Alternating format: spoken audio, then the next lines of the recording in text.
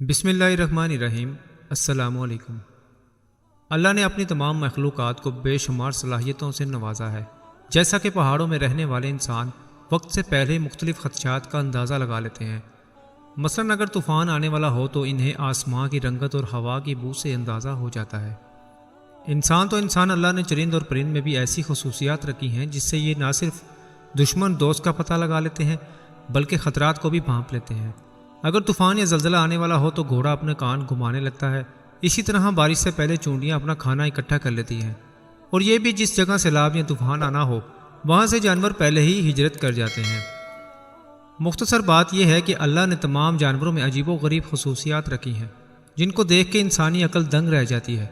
قرآن میں اللہ کا ارشاد ہے، کیا یہ لوگ قرآن میں غور نہیں کرتے یا ان کے دلوں پر تالے لگے ہیں؟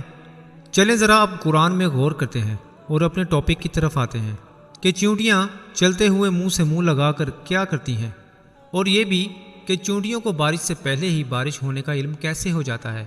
چیونٹیوں کے متعلق قرآن مجید میں ارشاد ہے، اور سلیمان علیہ السلام نکلے اپنے پورے لشکر کو لے کر، جس میں انسان، جن اور تمام جانور شامل تھے۔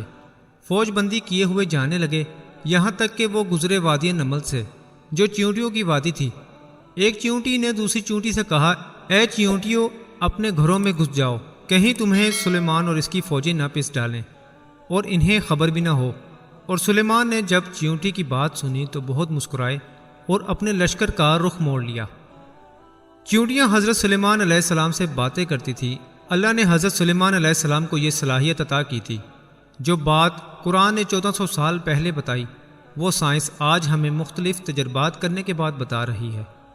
سائنس کے مطابق چیونٹیاں ایک بہت ہی زبردست معاشرتی سسٹم میں رہتی ہیں اور ایک بہت ہی پیچیدہ سسٹم سے باتیں کرتی ہیں۔ سائنس نے بتایا کہ چیونٹیاں آواز سے بات نہیں کرتی بلکہ ڈیٹا پاس کر کے بات کرتی ہیں، اور ان کا طریقہ یہ ہوتا ہے کہ یہ منہ سے کچھ مواد نکال کر دوسری چیونٹی کے منہ پر چپکا دیتی ہیں، اور سامنے والی چیونٹی وہ بات سمجھ لیتی ہے۔ یہ تو ہم سب نے دیکھا ہوگا کہ چیونٹیاں رک کر دوسری چیونٹی سے منہ جوڑ کر پھر آگے گزر جاتی ہیں۔ موبائل فونز میں آپ نے انفراریڈ تو دیکھا ہوگا، جس سے ایک فون کو دوسرے فون سے جوڑ کے ڈیٹا منتقل کیا جاتا ہے۔ آج کل فونز میں اس کی جگہ بلوٹوتھ نے لے لی ہے۔ شاید چیونٹیوں کی یہ خصوصیت کو مد نظر رکھتے ہوئے انفراریڈ ایجاد ہوا۔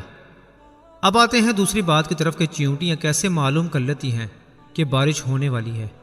آپ نے دیکھا ہوگا کہ بارش ہونے سے قبل چیونٹیاں اپنے گھر کے گرد گول گول چکر لگانا شروع کر دیتی ہیں اور مٹی کے پہاڑ بنا لیتی ہیں تاکہ بارش کا پانی ان کے گھر میں نہ جا سکے۔ چیونٹیوں میں قدرتی طور پر ایک سینسر موجود ہوتا ہے جس کو ہائیڈروفولک کہتے ہیں۔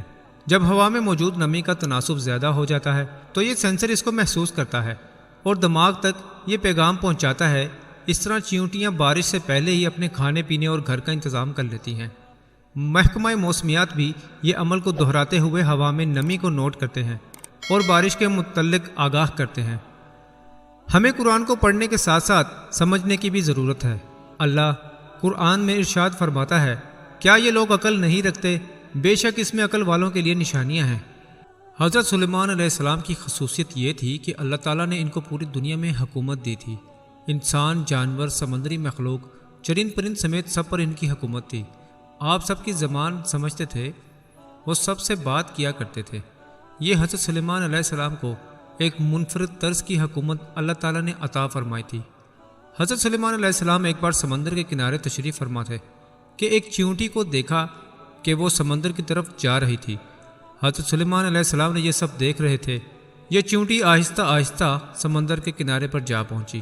سمندر میں سے ایک مینڈک باہر آیا اور چیونٹی اس کے منہ میں چلی گئی، اور مینڈک نے منہ بند کر لیا اور سمندر میں چلا گیا۔ کچھ دیر بعد وہ مینڈک واپس آیا اور چیونٹی اس کے منہ سے باہر نکلی اور جہاں سے آئی تھی وہاں چل پڑی۔ یہ سب اللہ کے نبی دیکھ رہے تھے۔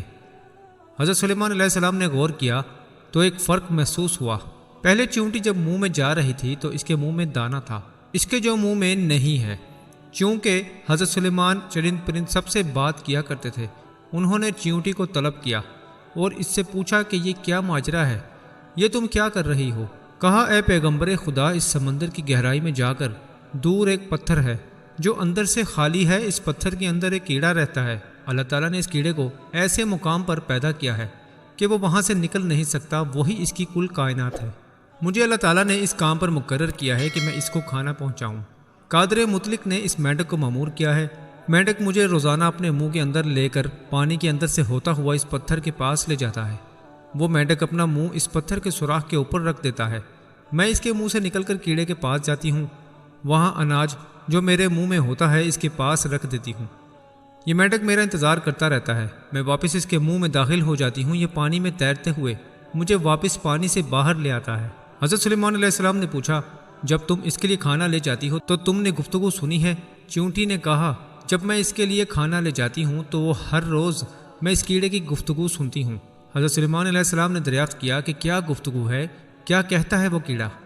چیونٹی نے کہا، وہ کیڑا کہتا ہے کہ اے وہ ذات جس نے میرے لیے اپنے رزق کو سمندر کی گہرائیوں میں اس پتھر کے اندر بھی نہیں بھولا، اپنے مومن بندوں پر اپنی رحمت کو بھی مت بھولنا۔ اللہ ہمیں قرآن کو سمجھنے کی توفیق عطا فرمائے۔ ویڈیو اچھی لگے تو دوسرے بہن بھائیوں کے لیے ضرور شیئر کریں۔